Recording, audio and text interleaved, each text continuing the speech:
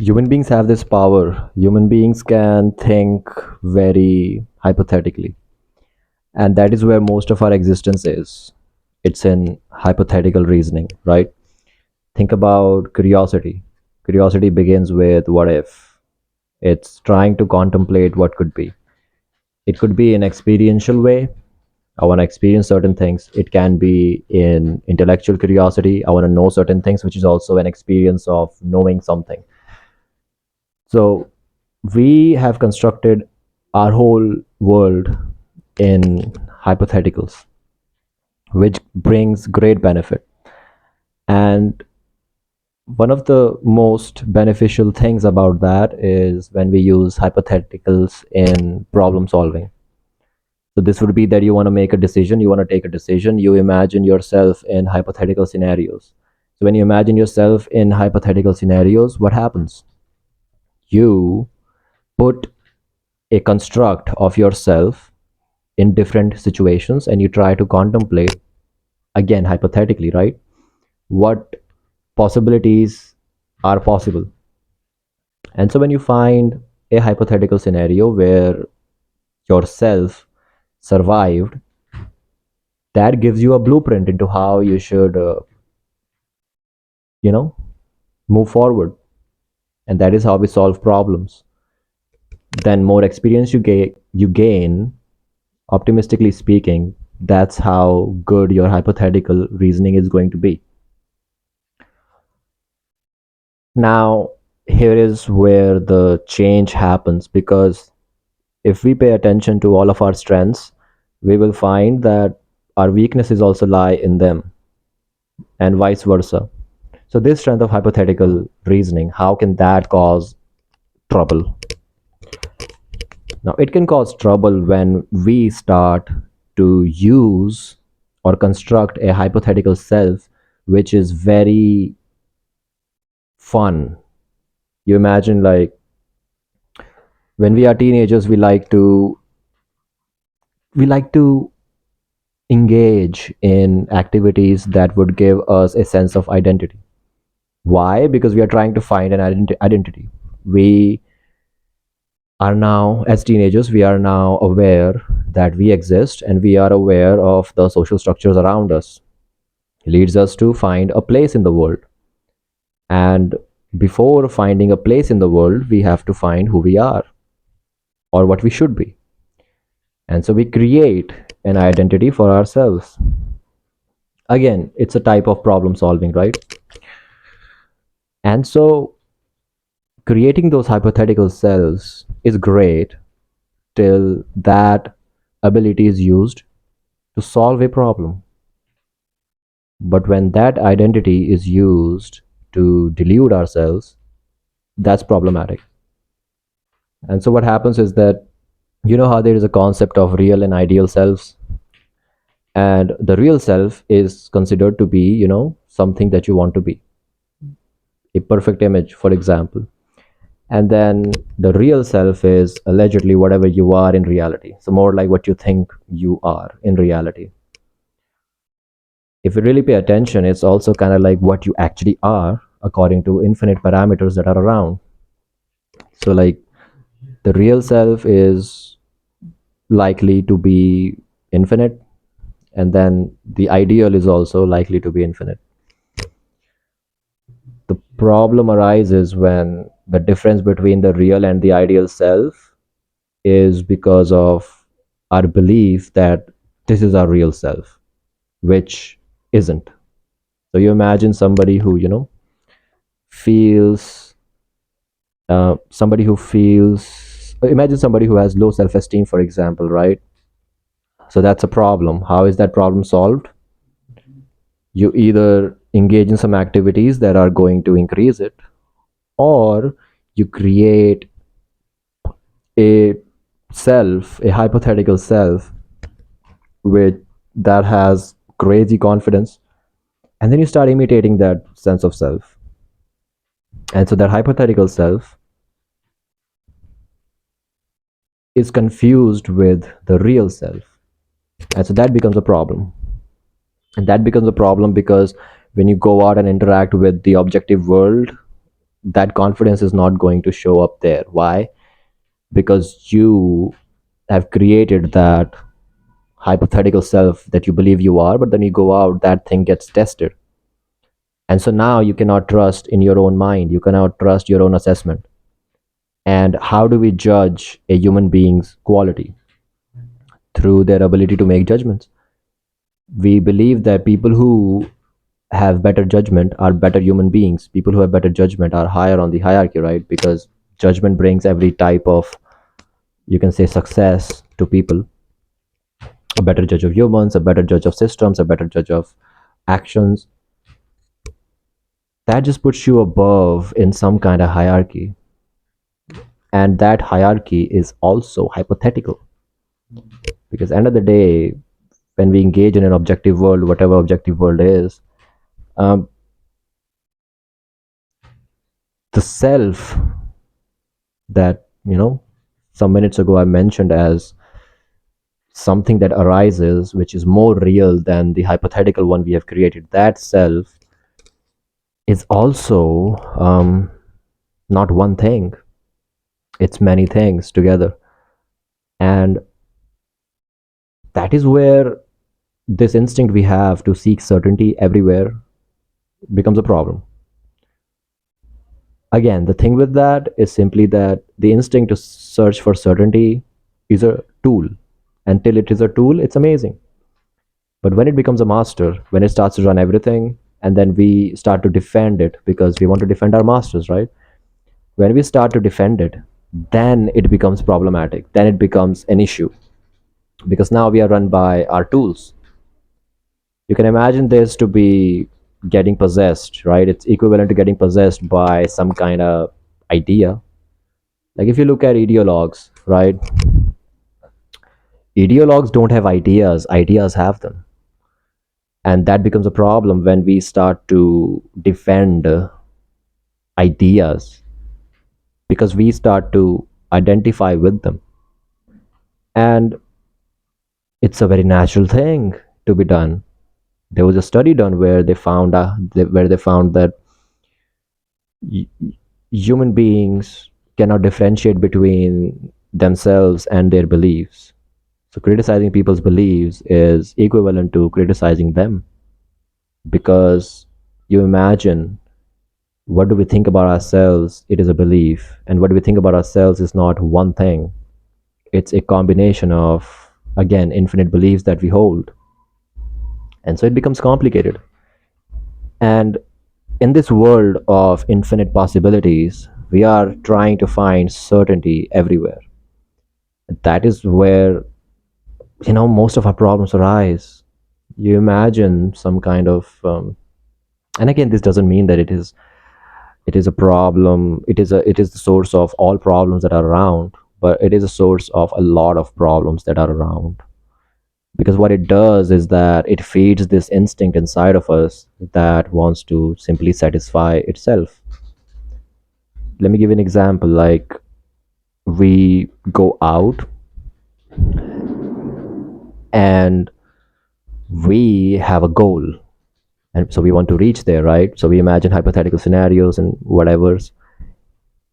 And when we are seeking certainty and making it our master, um our scope of options, for example, is going to be very small. So imagine somebody who's a perfectionist, right?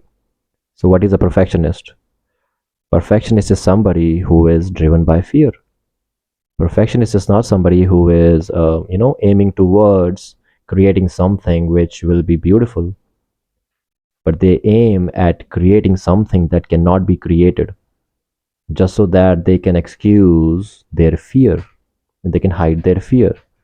So now you imagine, a perfectionist is somebody who is satisfying an instinct inside of them that simply wants to not feel that, hey, I am a fearful person.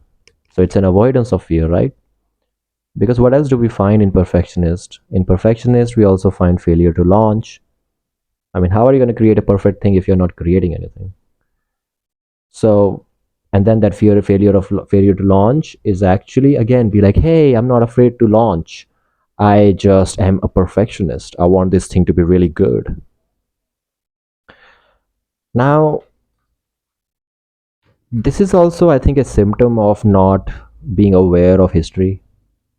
Like, if you are a perfectionist in whatever forms, and I was talking more specifically of like artistic people who are perfectionists, my idea is this: you look at everybody who we consider greats, technically speaking, were they perfectionists?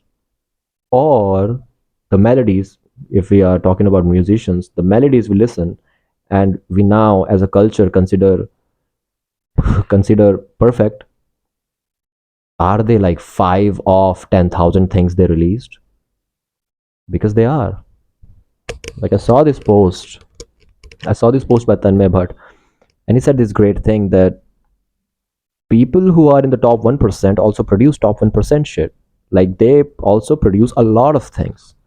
And so you make better things by simply making a lot.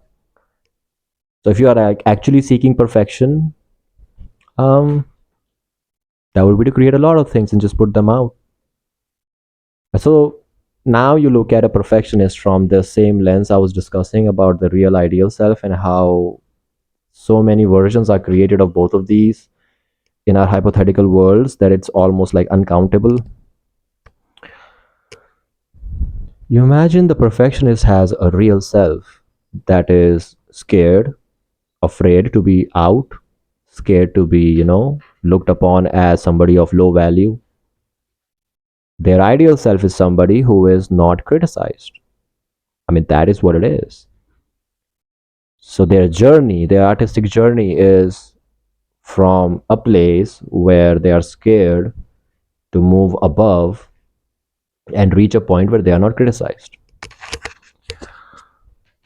Is there a second real self there? Yes. The second real self perfectionists have, this hypothetical perfectionist, okay?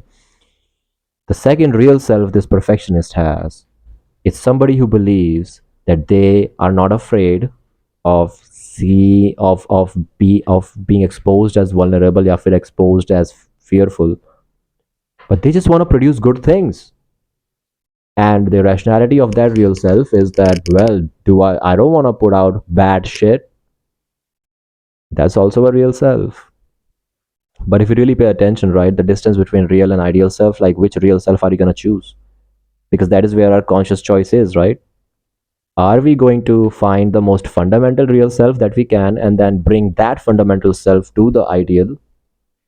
Or are we going to just simply delude ourselves and be completely okay with the surface level real self? So I think that might be the trick, right? That is where self awareness seems to be a great tool for our development. And not only self awareness, but that's like the first step. Because what do we have to do? We have to peel ourselves like an onion, right? And the goal is not to peel all of it, because like if you peel all of it, then you're not going to find anything. Like there will be a day where there's nothing to peel, right? But the goal is to keep peeling. That's what the goal is. The goal isn't to find something right after you peel it, but it's about just the process of peeling, because process of peeling is discomforting. Why? Well, because um we have lived on this surface for too long, and we have lived in our collection of beliefs that creates our idea of what our real self is, whatever we want to subscribe to, right? Whatever version of real self we want to subscribe to. And we see that it's uncomfortable to reach a deeper spot. But here's the thing: till you don't reach the deeper spot, it's gonna be difficult to reach that ideal. Because here's the thing, right? Somebody who is a perfectionist can easily keep on believing that they are not afraid of vulnerability, and maybe one day put something out that makes them reach their ideal, whatever ideal, right? It can be true, but what about the other real selves they have? Like, how common is it to find somebody get very successful as an artist, but then they have really bad personal lives?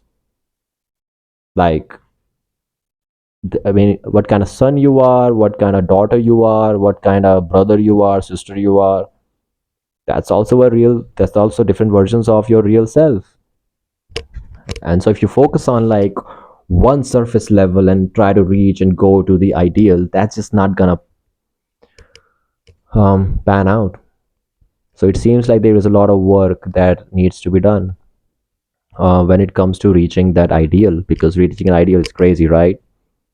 but but here's the thing. Similar to the onion metaphor, reaching an ideal, that is the goal. But don't imagine it as if like you go from A to B and B is the ideal. So you go from A to B. Going to B and reaching B, as in like being with the B, is not the goal. But reaching for B is the goal. Now imagine the metaphor of a donkey and a carrot, right? Carrot is the ideal. The goal is not to eat the carrot. The goal is to keep following the carrot, to just engage in that process of self awareness, figuring out the deeper real self, bringing that up to the ideal. Because I've noticed this thing, every time you discover some kind of new self, new real self, it's always intertwined with some kind of reminder of its ideal. And so that's what the purpose of life is. For example, step number one, self awareness. Step number two, take that fundamental newly discovered real self to its ideal. And once you reach that ideal, right, there is a human tendency to aim higher. So then there's gonna be a new ideal. You know what I'm saying? So it is like a donkey chasing a carrot, but the goal is not to eat the carrot. The goal is to just keep walking towards it. Because that movement we do, that is the end all. The process is the end all. And so when it comes to, thinking about thinking about what is real and thinking about what is ideal, like anything you think about yourself right now is real. It is real. Now it can be fabricated, it can be miscommunicated by your ego, it can be miscommunicated by your emotions, it can be miscommunicated by your thoughts. But there is some truth to them. It is like every affect is a reminder, right? Every emotion is a reminder. For example, excitement can be a reminder of vanity, right? Excitement can be a reminder of some kind of sadness inside. So these things are like intertwined with each other. And every single affect we experience is a reminder of our real self. And that real self usually is deeper.